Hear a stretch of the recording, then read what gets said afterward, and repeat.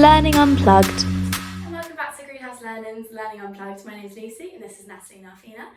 And today we're going to be talking about our personal differences of learning about PSHE and sex education in schools. So hello, welcome. Hello. Do you want to start with an introduction of where we each went to school and our experience? So I'll start. Yeah. So I'm from Kent, so I went to a obviously mixed primary school, and then I went to an all-girls grammar school. I'm going into secondary school. So that's me. Do you want to go? So I'm from Hampshire, from a little town just outside of Basingstoke, and I went to a mixed primary, went to a mixed state secondary school, and I went to 2 different secondary schools as well. Cool. I'm from Singapore, so the other end of the world. I went to a single-sex primary school and also single-sex secondary school. Cool. I didn't know you went to a single-sex primary. Yeah. Wow. Just goes all the way. Yeah. So cool. Yeah. Do you want to just start with the topics that we kind of covered in PSHE, how we felt our PSHE lessons went? I mean, personally, don't know if I remember anything that I learned in PSHE at all. Clearly was very good then. Clearly was so informative, but that's kind of the point that I wanted to make, is that nothing that I learned personally prepared me for kind of adult life, going like even from secondary school, primary going into secondary school, that kind of thing. Like growing up, I don't think I had that much knowledge of topics like money management and things like that, and just how to work life as an adult. Yeah, Like, definitely. it's very much like find your own feet. Yeah. I don't know how you guys felt, but I mean, I totally agree. My PSHE lessons were more often than not just like propaganda lessons, if I'm being honest. So it's just about that, or it would be about As in like politically? yeah, politically. And also I should caveat that like single gendered school, not single sex, because Yeah. But anyways, and I remember just learning about really irrelevant things, really, like how to say hi to your mom when she wakes up, something like that. Like it's really irrelevant. And also, I think a large focus of my PSHE was more to do with sex ed. So it was very much like, don't have sex, abstinence is key, sex is like Satan, like don't touch it with like 10-foot pole. So it wasn't really holistic, I would say. It was very much just like politics or sex ed. But sex ed wasn't really sex ed. So yeah. It was abstinence. It was abstinence, yeah. It was just like, don't have needs, people don't Yeah. have anything, just, be by yourself for the rest of your life. yeah, that's interesting. Yeah, so that was very much my PhD experience. And do you think you've seen since how teaching abstinence to yourself and your peers has like negatively impacted you? Definitely. I mean, not to sort of throw people under the bus or whatever, but I definitely see it in sort of my peers around me. A lot of them end up getting into really like young marriages, what you call it, because I think they don't realize that you can be in a relationship with someone without getting married to them, or you can do these things without, I mean, I'm sure people have their reasons, but like you can do these things without getting married. So for example, you can be in a relationship, you can have sex, you can do all sorts of things without being sort of thinking that you need to be in a marriage with somebody. And also just the mindset, because obviously with the whole idea that abstinence is key, it also brings a lot of like internalized shame around sex. So I think a lot of people are very insecure with the way they present themselves, and I definitely see it in my peers, which is why it was such a culture shock for me when I came here, and everybody's just like wearing a bikini. And even though I'm very open-minded, and I don't, obviously like people can wear what they want, but even something like that is like, whoa, like that's meant for the bedroom, like we'll wear it at the beach. But whereas here, like you see grandmas wearing it, it's not really a thing. So even simple things. I love like a chocolate beach. Exactly. So it's definitely about I guess body image also plays into that, when you think about how they really drill abstinence and make sex seem like such a bad thing when obviously it's just natural. Because obviously sex is more than just the act, isn't it? It's also your sexuality, your relationship with your body, that sort of thing. So in in the UK, the statistics show that when people know less about sex, that's when things like unwanted pregnancies happen. Exactly. There's higher abortion rates. There's also higher STDs, and that obviously comes with protection and things like that. It all comes hand in hand. Exactly. So I assume it would be the same in other countries as well. Yeah, definitely. So how was it like in you guys' school? Mine was interesting. My PSHE and my sex ed were very separate. I remember we had a day. We sort of had a day dedicated to sex ed, and they sort of said, you're not doing your normal lessons today, you're having sex ed day. And we obviously thought it was all very fun because it was a day not of school, and we learned some useful things. We learned about body parts. I don't think we learned enough about puberty. I certainly, if I'm okay to share this, I certainly started my period before I knew what a period was from teachers. It was my mum who told me what that was. So I think if I hadn't had a mum that was as willing to have those open conversations about bodies and puberty and what you go through, I would have been very confused one day. I think that's such a good point, like periods and things that people don't even talk about. Not just the act of like bleeding, but you know, like the hormones and how you feel. And also we learned it, but I looked around the class and I saw 80% of them I knew had already started their period. So, you know, too little, too late. Brilliant. I already know from personal experience. This is probably teacher dependent, but we had quite an odd thing in PSHE where they would pick a topic and show us a film, and often that film was really inappropriate. I remember us learning about the death penalty, and as part of PSHE, you know, one of the things was, we're going to have an open discussion about whether, you know, crime should lead to the death penalty. And we watched this film, and I can't remember the title, but it was horrific. And you watch someone get sexually assaulted, you watch someone get killed in a very brutal way. We were in year 8. That is so crazy. Yeah, really strange. And I think it's probably dependent on that teacher. She asked beforehand, like, is anybody... I maybe got a thing signed saying, can they watch a 15?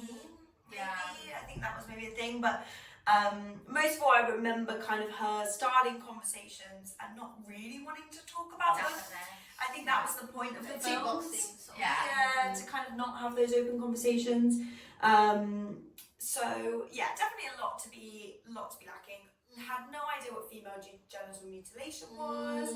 I didn't know about forced marriage. I didn't know about rape or sexual assault from anyone. Again, that came from my parents. I remember my parents teaching me very young what paedophiles were, and I remember we did have stranger danger, but I think it definitely needs to be reviewed. That's such a good point, because I remember, sorry to interrupt. No. Like, I remember we had a very high prevalence of flashers at my school. And even then, the school didn't teach us about what flashing was and how it's bad. Like, and why they would want to do that. Exactly, and like how to protect yourself. They would just it was just literally just an announcement one day being like, watch out for this man, like he is a flasher. And everyone's just like, what's a flasher? Exactly. You know, and obviously when you go to Google it and stuff like that, a lot of... You don't want to Google it. Exactly. So that's such a good point, like teaching about all these things. Like, you don't even think about it. And I think also the fact that, you know, sex ed and PSHE were such separate things was bad, because I think because obviously we know now that rape is not sex, but I think having that distinguishing thing of like, your body part is for yourself, someone cannot touch that without your permission, is completely interwoven to both subjects. And you know, we did not get taught about gay sex. We didn't get taught about. We didn't even really get taught that like sex is something that you can be like find pleasure, not just reproductive. It was very much about the sort of reproductive system, which also takes away from the fact that some people don't want children, and some people can't have children, and some people are asexual. You know, there's so much to be wanting, and this was 10 years ago. I think there's so many topics that aren't covered. Like, I don't remember being taught about consent, which is crazy. We weren't taught about you're not taught about that. And I feel like, I mean, quite similar to your story about the film, that is what my personal experience of the English curriculum is. That videos. I watched a woman give birth, and then that was it. Okay, cool, that's done now, you've learnt that. Okay, cool, thanks about that. You have the classic, put a condom on a banana, and then that's about it. And think there's so many more, like you've covered so many topics there of things that need to be covered in depth, because otherwise you're going to learn them through the internet, from your friends that have learned it from this person, somewhere, from yeah. and It's so true. do you know what I mean? There's so much misinformation about it. Yeah, definitely. Which I really think schools need to hone in on and have that proper curriculum that teaches step by step all these different content. I think teachers need to go for training as well. That's the thing. Definitely. You know, it's not. It shouldn't really be on the teachers to sort of just like be comfortable with being able to sort of talk about it. It should be like in the curriculum, part of the training. That you know, that's just what you do as a teacher. I remember my PSHE teacher saying to us when we were doing putting a condom on a banana, he said to us, "I am not sex ed trained. I am just showing you what I've been told." And it's like, well, it's such a negative way of presenting it as well. I think what you said about step by step is really interesting as well, because I think it's that sort of disjointed thing of here's a condom, and then that sort of doesn't make any sense in your young head. Sort of why that's happening, where where it comes into the situation. Yeah, exactly. And also, like, I remember thinking, sort of like, how do you do that? How are you sort of mid-sex? And then and it's it's so, that's such a good point, that it's so disjointed that you get the birth and then the condom. It's it. It's not. You'll have boobs one day, and then you'll have a baby. Yeah, that's how it works. And on the topic that you said, it's so disjointed. I remember my friend telling me that she thought that the way you get pregnant is Coming spring. no, is when you exchange saliva. Oh my god. And that's literally. I didn't even know. And this was us at 15. And like it just shows you how bad it is when things are disjointed. It's very archaic. Yeah, exactly. And it's just like, it's not good. I remember them saying that there was a thing called the contraceptive pill, and if you take it, you probably won't get pregnant. And I was like, who's giving me this pill? Who am I asking for this pill? No one ever said, contact your doctor. Also, your doctor has a confidentiality right, so they're not going to ring your mum, even, and it's very easy to say something exists, but unless you tell someone how to access it, accessibility, exactly. Exactly. I think as well, my school, because we only had it was only one gender, they didn't teach us anything at all about the boy side, the boy side of things. So obviously that's already very exclusionary, because you are going to come into contact with boys in your everyday life, and then if you can have all of these sort of knowledge on your end, but if you're interacting with someone else who doesn't, it's not really it's not really helpful. It takes two to tango, so do you know what I mean? And I remember, do you remember that episode of Sex Education where what are they learning about? I can't remember what they're learning about. But then the girls go, "Oh, are the boys being learned this as well?" And it's like, they're learning about pregnancy. Yeah, and they're like, "Oh, are the boys learning about this as well?" And they go, "Well, no, but and it's like, no, they should know. It is a two-way street. Like, you can't teach one person something and one not the other. And that's something that I think that single-gendered schools, so we both went to all girls schools, I don't know what they're learning about in the boys' school down the road. Do you know what I mean? It should be such a conversation. And it is. I mean, the difference between our classes, actually, now you say that. Yeah. We did learn about penises and the concept of an erection and things like that. But I do remember them then saying, okay, now your classes are going to go split.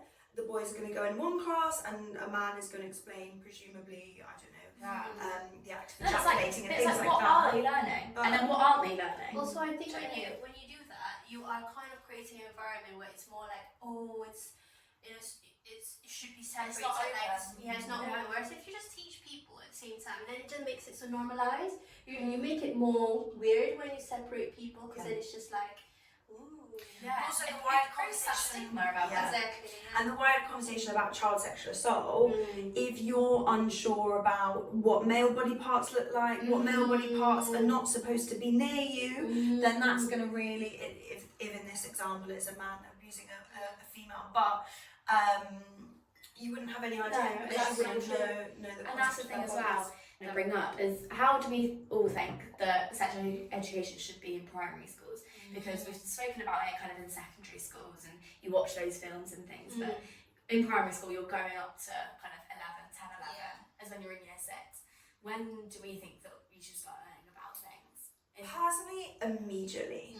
Like, I was quite my mum always had those conversations with me. I was very young when I knew what puberty was, periods where bodies were, and also about sex, our private parts, things like that. I was probably 6, like when I was pretty confident with all of the information about things, you know.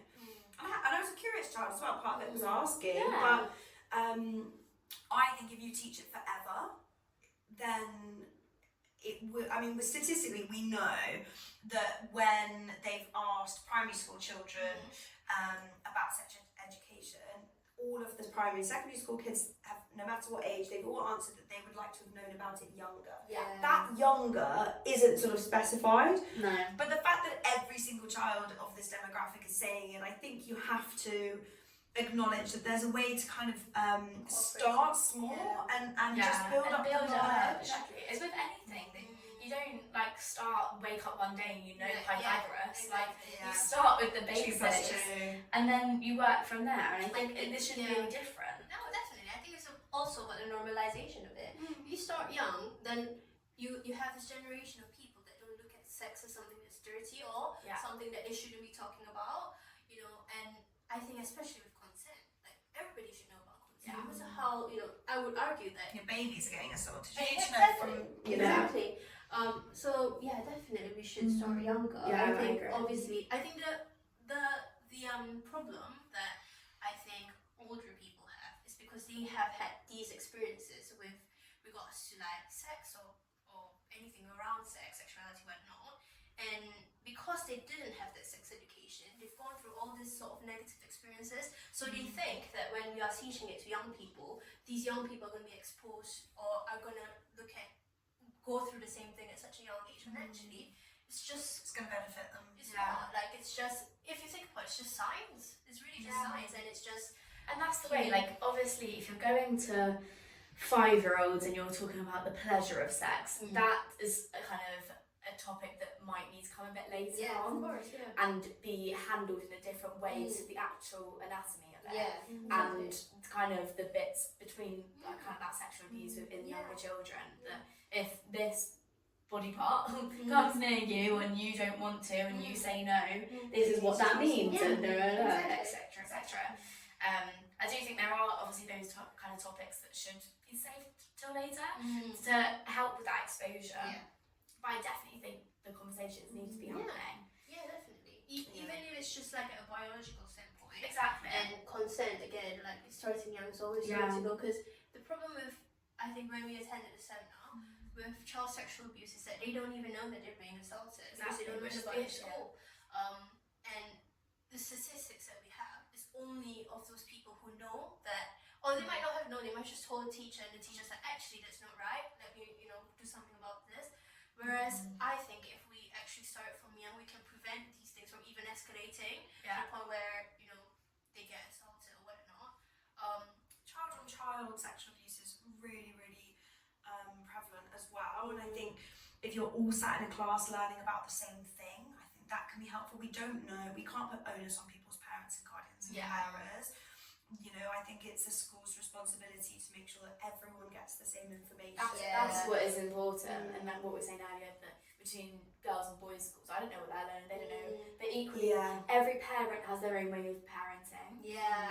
But I think that this is one topic that should be universal. It should be something that is implemented to a degree that parents can obviously have their own opinions and parent in the way that they want to, but that every child has that same basic understanding. Especially when you're talking about, obviously, parents can be the perpetrators of child sexual exactly. assault. They can also be the perpetrators of female genital mutilation, forced marriages. You know, there's a lot that actually schools have a responsibility of stopping happening to a child. And I think the only way that we know how to do that is through open conversations and continuously learning about it. I 100% agree. Cool. Have you got anything else you wanna share? I think, about the sex ed, I think I think I've covered everything. But obviously I think something else I wish that we had in my sort of, when I grew up, was about the different sort of, different relationships that you can have with people. So I think it was very hetero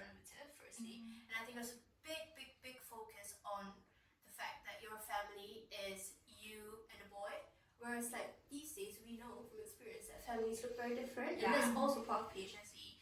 You can go your entire life without having a partner. That's totally fine. Like that's fine for you. Whereas I think because the way we had PHSE was so much about The nuclear family. nuclear family and sex equals having a baby, having Starting a family. heteronormative family, that it really excludes a lot of people. Because I know personally there were so many people, for example, who came from single family homes that didn't have a father or a mother, and you know, it made them feel really uncomfortable talking about their families. But actually, a complete family doesn't always look like one boy, one Yeah, girl. exactly. Or it could be one boy, one girl, no children, you know, it looks very different. And I think when these conversations at a younger age, then it gets more normalized in society as we grow older. And I think that's the way we can sort of build a better society. Because obviously the sex ed part of it is really important, but I think like the social aspect is also really, really I would important. hope, I mean, obviously, I've only kind of got my experience of when I was younger at school, and I definitely didn't learn kind of about it when I was younger. But I'm hoping from like things you see on adverts now, including different family dynamics, I think it's so important. Yeah. And that not awareness isn't the right word. Exposure. Yeah, into different family dynamics, and we see people in the street, we know different people. Do you know, I think we've definitely come a long way since we've been at school. Exactly, one would hope. So I would hope that kind of continues, and I personally don't know what the curriculum stands on that part, but Well, as we know, it certainly needs improving, and I think the important thing is to just be continuously improving. yeah, And I think if we ever feel that a curriculum has not changed within a year even, then there's something to be looked at there.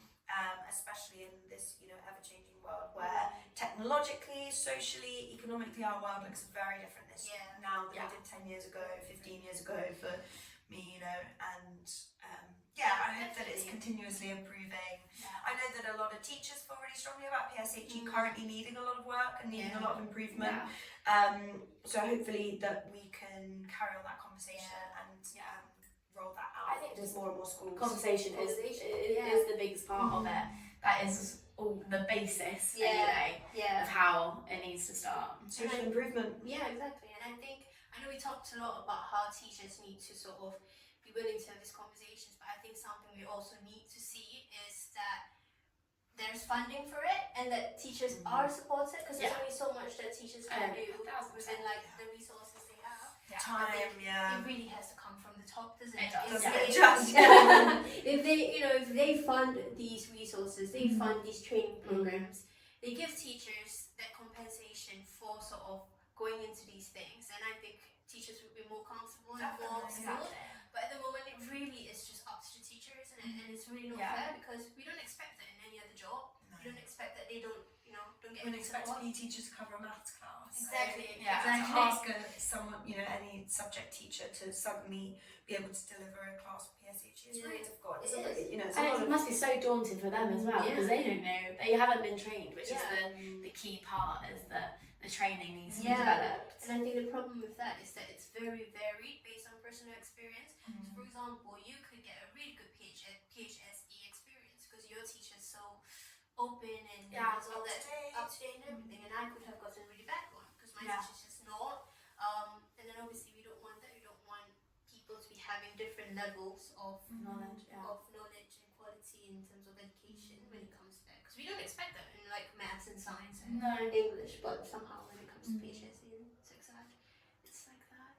And I think one last thing to add as well in regards to sex ed is the sort of diversity in bodies. I think the way they taught PHSE and sex ed was very much there's this concept in criminology called, I think, like the perfect victim. So to sort of use the analogy, it's like the perfect body when they're sort of teaching it. So girls don't have hair, girls don't have this, girls don't feel these things, boys do, but whereas actually the human experience is so diverse, and even between the three of us, I'm sure we have different sort of levels of, I guess, body hair, for example. Maybe have our periods and things like that. I think that should definitely be. Yeah, definitely. The varies between girls and women is crazy. And you're never going to get that from a drawn diagram. No, exactly. And I think, even like, I remember that,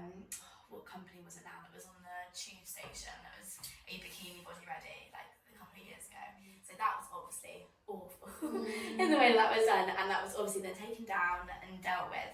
But I think, well, we have come a long way, but I still think there is a massive issue underlying with the confidence of girls that comes through understanding and knowledge and education, that there are different body types, this is etc, this is how it works. Girls get body hair too. Exactly. And yeah, I think it is all about stigma as well, in terms of things like that, that like, Yes.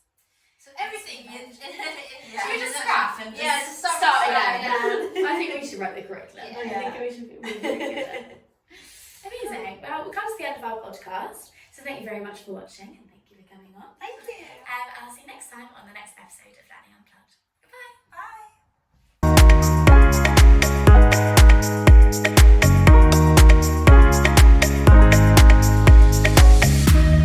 Learning Unplugged.